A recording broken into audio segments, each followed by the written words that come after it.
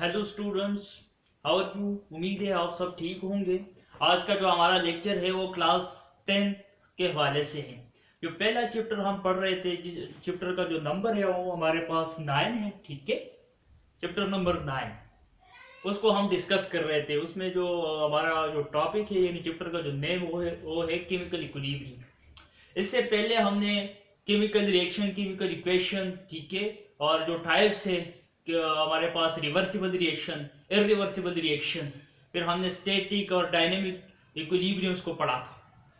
आज हमारा जो टॉपिक है वो केमिकल इक्विलिब्रियम है, उसको डिस्कस करेंगे और इसका जो ग्राफिकली रिप्रेजेंटेशन है उसे हम लिखेंगे और करेंगे और समझेंगे। ठीक है, तो पहला डिफिनीशन हम लिख लेते हैं कि केमिकल इक्विलिब्रियम का जो डिफिनीशन है। ठीक है, पहले हम केमिकल इक्विलिब्रियम को समझेंगे। The stage of reversible reaction, the stage of reversible reaction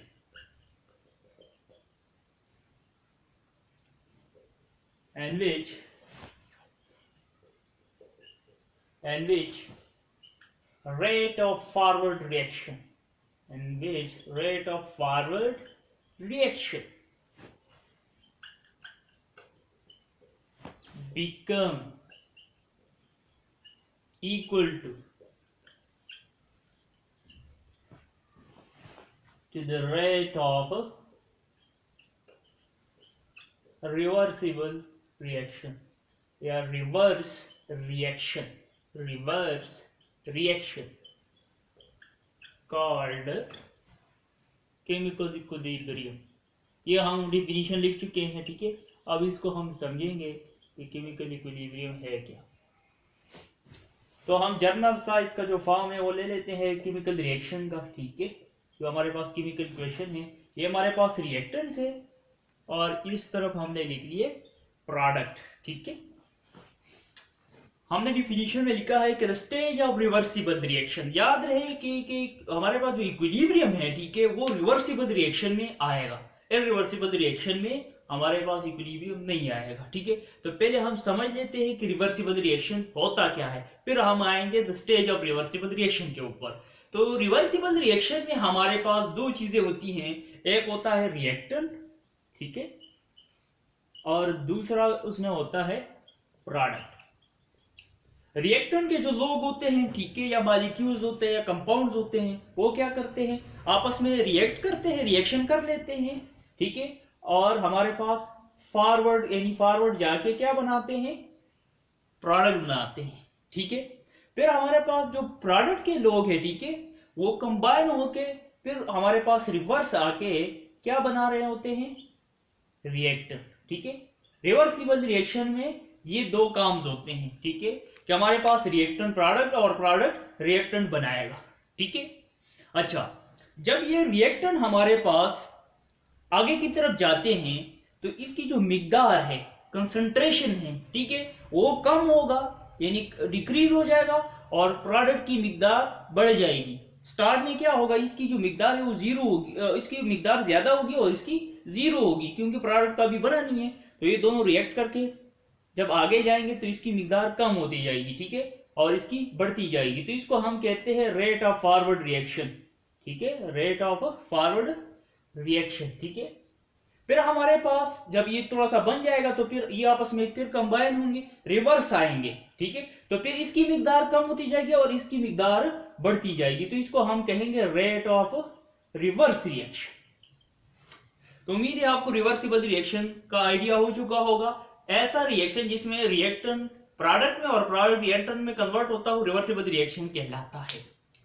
अब रिवर्सिबल रिएक्शन का वो स्टेज या वो पॉइंट, ठीक है, एंड विच जिसमें रेट ऑफ फॉरवर्ड रिएक्शन, ये जो रेट ऑफ फॉरवर्ड रिएक्शन है, इधर रेट से मतलब है हमारा स्पीड, रेट से हमारा मतलब होता है स्पीड। ठीक है, रिवर्सिबल रिएक्शन का वो पॉइंट या स्टेज जिसमें फॉरवर्ड रिएक्शन का जो स्पीड है वो बिकम इक्वल हो जाए, बराबर हो जाए to the rate of reverse reaction, reverse reaction के, तो उसे हम कहेंगे केमिकल इक्विलिब्रियम। रिवर्सिबल रिएक्शन का वो पॉइंट जिसमें फॉरवर्ड रिएक्शन का रेट और रिवर्स रिएक्शन का रेट क्या हो जाए, इक्वल हो जाए, तो उसे हम कहेंगे केमिकल इक्विलिब्रियम। ठीक है, इसके बाद हम डिस्कस करेंगे रिप्रेजेंटेशन और ग्राफिकली रिप्रेजेंटेशन हम डिस्कस करेंगे केमिकल इक्विलिब्रियम में। तो वहां आपको पता लग जाएगा स्टेज ऑफ रिवर्सिबल रिएक्शन कि इक्विलिब्रियम का वो कौन सा स्टेज होता है या कहां होता है जहां हमारे पास rate of forward and reverse reaction क्या हो जाता है, बैलेंस हो जाता है या इक्वल हो जाता है या बराबर हो जाता है। तो उसी को हम कहते हैं केमिकल इक्विलिब्रियम। अच्छा, केमिकल इक्विलिब्रियम की हम कुछ प्रॉपर्टीज पढ़ लेते हैं, 2-3। ठीक है, तो वो मैं लिख लेता हूं इधर।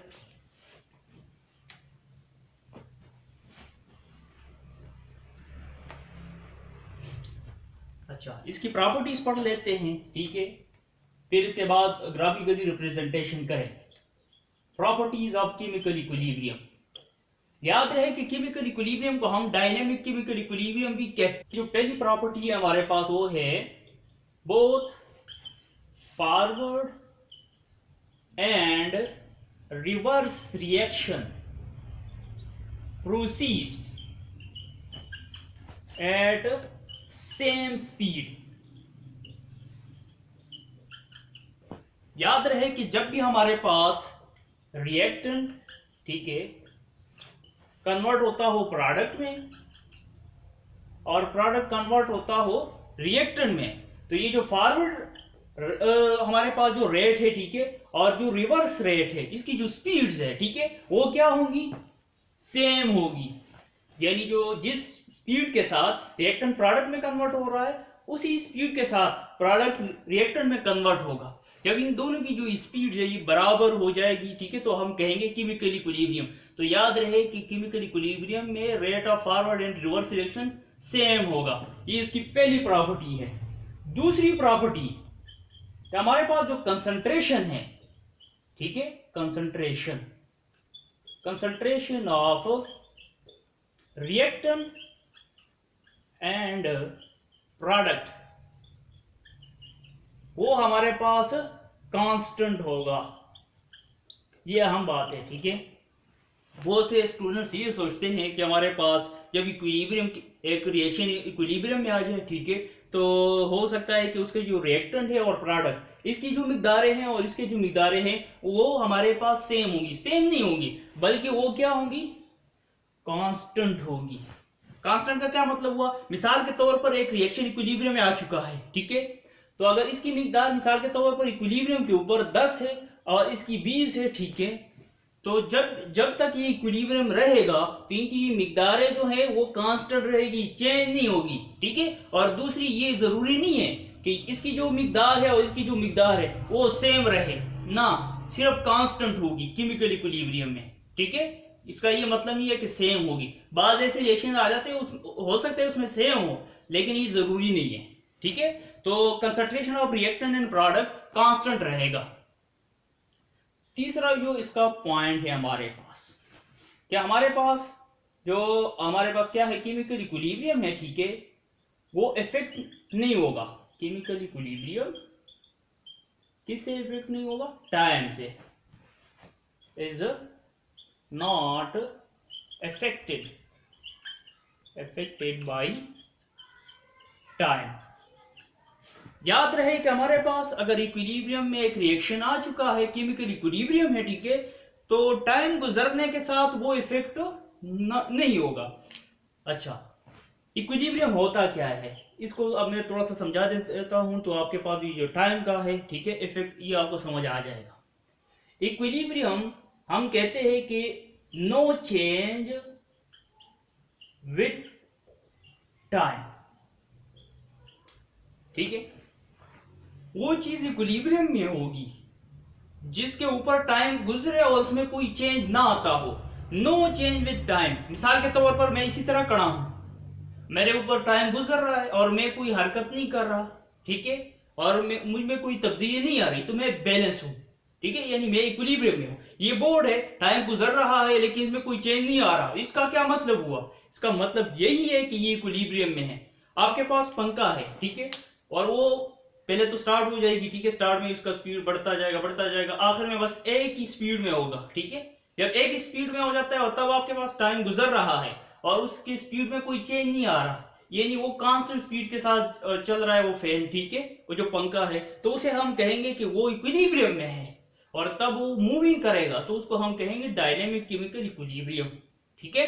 तो टाइम गुजरने के साथ किसी चीज में चेंज ना आता हो, यानी टाइम से वो इफेक्ट ना होता हो, तो वो कहलाएगा इक्विलिब्रियम में। तो आपके पास जो केमिकल रिएक्शन में जो इक्विलिब्रियम आ चुका है उसको हम कहेंगे केमिकल इक्विलिब्रियम, वो टाइम की वजह से इफेक्ट नहीं होगा। ये तीन प्रॉपर्टीज हमने पढ़ी। अब इसकी जो ग्राफिकल रिप्रेजेंटेशन है उसे समझ लेते हैं।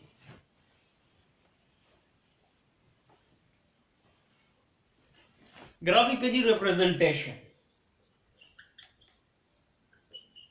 ग्राफिकली रिप्रेजेंटेशन,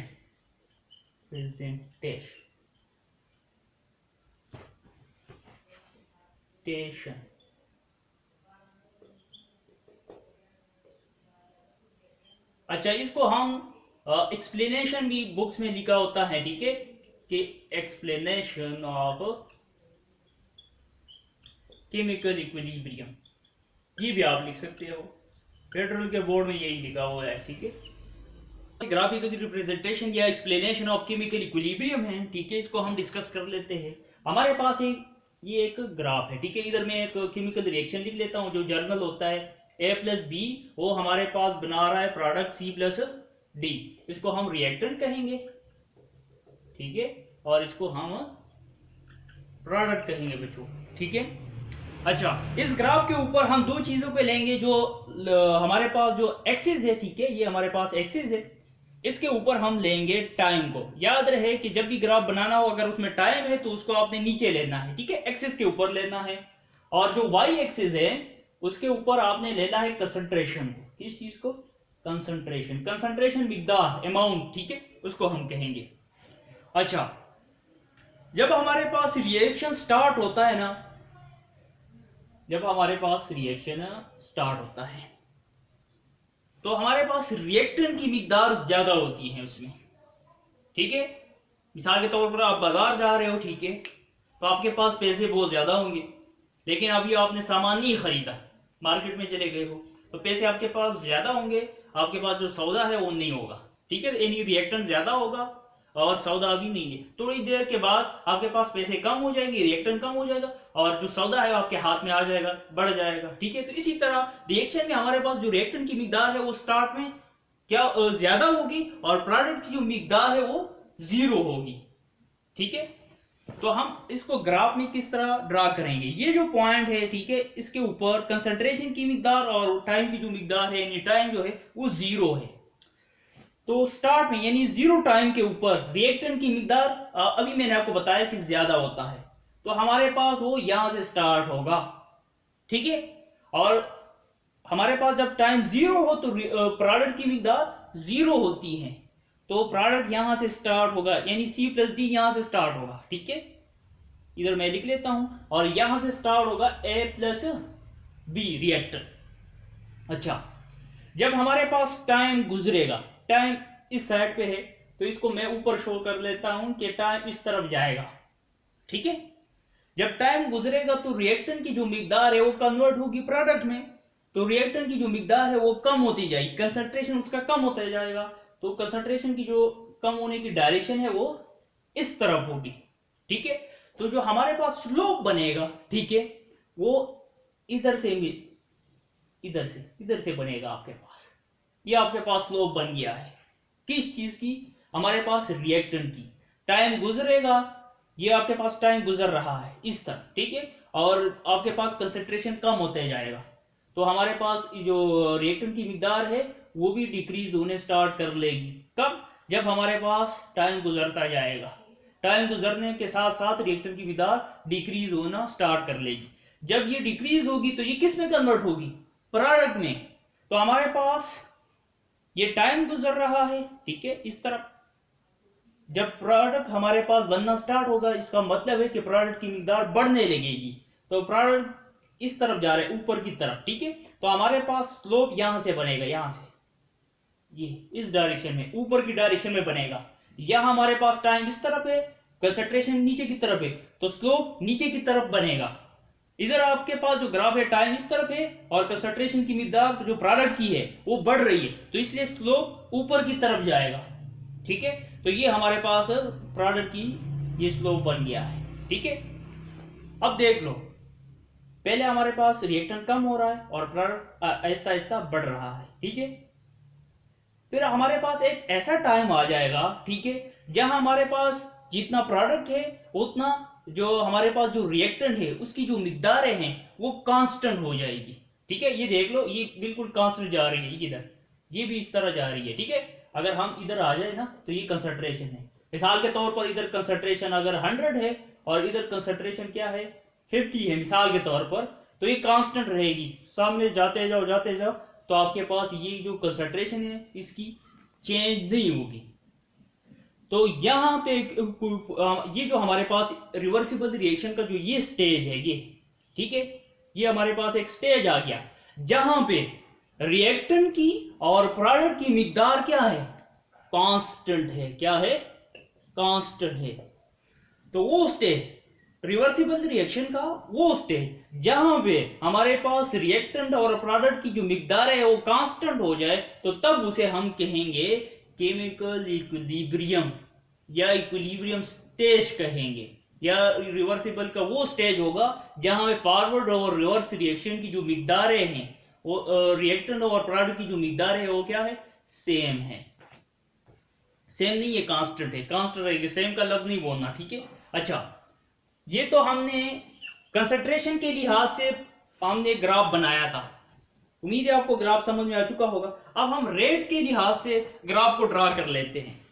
रेट हमारे पास है स्पीड, ठीक है, ठीक है, तो ये हमने ग्राफ बना दिया, ये है नीचे टाइम और ऊपर हमने एक साइड पे रेट के ले दिया। ये जो वाई एक्सिस है इसके ऊपर रेट है और एक्सिस के ऊपर टाइम है। अब हम रेट के लिहाज से मालूम कर रहे हैं। ठीक है, तो हमने कहा था जो प्रॉपर्टीज था हमारे पास, जो बोथ फॉरवर्ड और रिवर्स रिएक्शन है उसकी जो रेट है वो क्या होगी, सेम होगी। जब रेट सेम हो गया तो इसका मतलब क्या है कि रिएक्शन इक्विलिब्रियम में है, और ये हम रिवर्सिबल रिएक्शन के ग्राफ्स ले रहे हैं। ठीक है, तो आपके पास जो रिएक्टेंट है, ठीक है, स्टार्ट में उसका स्पीड क्या होगा, 0 होगा, जब टाइम क्या हो, 0 हो। ठीक है, लेकिन जो ही टाइम गुजरेगा हमारे पास, तो हमारे पास स्टार्ट में जब टाइम गुजरेगा तो हमारे पास रिएक्टेंट की जो स्पीड है वो हाई होगी और प्रोडक्ट की जो स्पीड है वो 0 होगी। क्यों, क्योंकि प्रोडक्ट तो अभी बना ही नहीं है, जब बनेगा फिर रिवर्स आएगा ना। तो रिएक्टेंट की जो स्टार्ट में हमारे पास स्पीड होगा वो क्या होगा, हाई होगा, और आराम आराम से जब ये कन्वर्ट उसमें होता जाएगा इसकी मिकदार कम होती जाएगी और इसके साथ इसका जो स्पीड है वो जो रेट है वो भी कम होता जाएगा। ठीक है, इसका रेट कम होता जा रहा है, ये बढ़ रहा है, फिर थोड़ी देर के बाद जो प्रोडक्ट है वो वापस रिवर्स में जाएगा तो इसका स्पीड स्टार्ट हो जाएगा। ठीक है, तो स्टार्ट में प्रोडक्ट का जो रेट था वो था 0, लेकिन टाइम गुजरने के साथ इसका रेट है वो बढ़ने लगेगा इस तरह। ठीक है, तो ये हमारे पास एक ऐसा पॉइंट आ जाएगा जहां पे rate of forward and rate of reverse reaction क्या हो, सेम हो जाए, तो उसे हम कहेंगे क्या कि जो रिएक्शन है हमारे पास इक्विलिब्रियम में आ चुका है। ठीक है, कंसंट्रेशन कांस्टेंट होना चाहिए, वो जरूरी नहीं है कि सेम हो। ठीक है, लेकिन जो हमारे पास रेट है, ठीक है, वो क्या होगा, इक्वल होगा। स्पीड जो है फॉरवर्ड और रिवर्स रिएक्शन का जो स्पीड है वो इक्वल होना चाहिए। जब इक्वल हो गया तो तब हमारे पास केमिकल इक्विलिब्रियम बन जाएगा, रिएक्शन इक्विलिब्रियम में आ जाएगा। ठीक है, तो ये हमारे पास 2 ग्राफ्स हमने बना लिए, रेट के लिहाज से और कंसंट्रेशन के लिहाज से। याद रहे जो फेडरल बोर्ड का जो बुक है केमिस्ट्री का, ठीक है, उसमें ये ग्राफ दिया हुआ है। आप अगर ये नहीं लिखते तो ना लिखें, लेकिन ये आपने लिखना है। ठीक है, उसमें एक रिएक्शन के लिए दिया हुआ है, वो रिएक्शन हमारे पास है सल्फर डाइऑक्साइड प्लस ऑक्सीजन, और वो हमारे पास बना रहे हैं सल्फर ट्राइऑक्साइड। ठीक है, तो याद रहे कि आपने जब भी केमिकल इक्विलिब्रियम करना हो, ठीक है, तो स्टार्ट में रिएक्टेंट की जो मिकदारें हैं, ठीक है, इधर मैं आर लिख लेता, आर ई, जो रिएक्टेंट की कंसंट्रेशन है, ठीक है, स्टार्ट में वो ज्यादा होगी, और प्रोडक्ट की जो कंसंट्रेशन है वो तो 0 होगी। ठीक है, स्टार्ट में 0 होगी, टाइम गुजरेगा तो हमारे पास इसका जो कंसंट्रेशन है वो कम होता जाएगा। ठीक है, और टाइम गुजरने के साथ इसका जो कंसंट्रेशन है वो बढ़ता जाएगा। ठीक है, तो ये हमारे पास था केमिकल इक्विलिब्रियम का, हमने ग्राफिकली रिप्रेजेंटेशन भी कर लिया है और इसको एक्सप्लेन भी कर दिया है। ठीक है, इसके बाद जो मजीद जो टॉपिक्स होंगे लॉ ऑफ मैथ सेक्शन, उसको डिस्कस करेंगे अगले वीडियो में। तो तब तक हमें इजाजत दीजिए। ठीक